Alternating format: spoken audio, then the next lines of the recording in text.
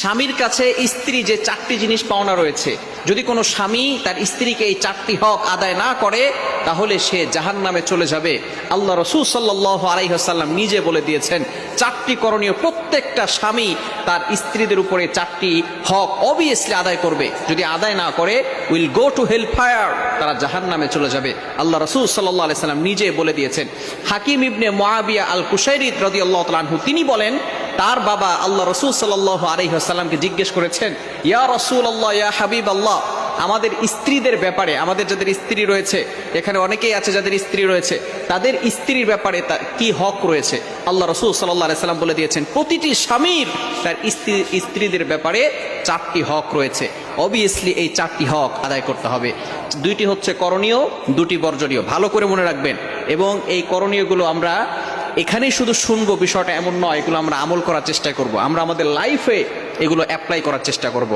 দুটি হচ্ছে করণীয় আর দুটি বর্জনীয়। এক নাম্বার হচ্ছে আনতু তাইমাহা ইদা তাইমতা।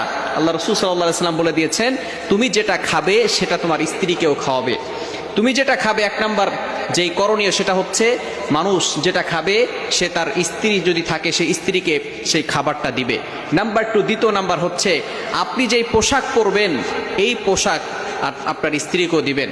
অর্থাৎ আপনি ভিআইপি পোশাক পরেন, ব্র্যান্ডের পোশাক আপনি পরেন, কিন্তু আপনার স্ত্রীকে কোনো পোশাক দেন না, বছরের পর বছর চলে যায়, আপনার স্ত্রীকে নতুন কোনো পোশাক দেন না।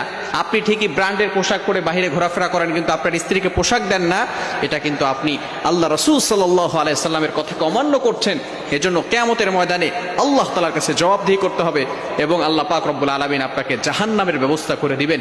এই দুইটি কাজ হচ্ছে করণীয়। এক নাম্বার হচ্ছে আপনি যেটা খাবেন আপনার স্ত্রীকে সেটা খাওয়াবেন।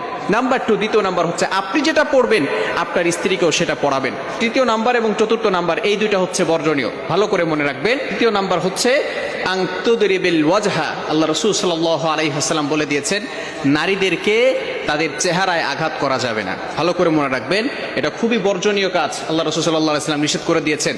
অনেক স্বামী আছে তারা স্ত্রীর উপর রাগ দেখায়, তারা এতটা বদমেজাজি হয়ে যায় যে স্ত্রীর উপর আঘাত করতে থাকে। খবরদার, স্ত্রীর উপর আঘাত করবেন না।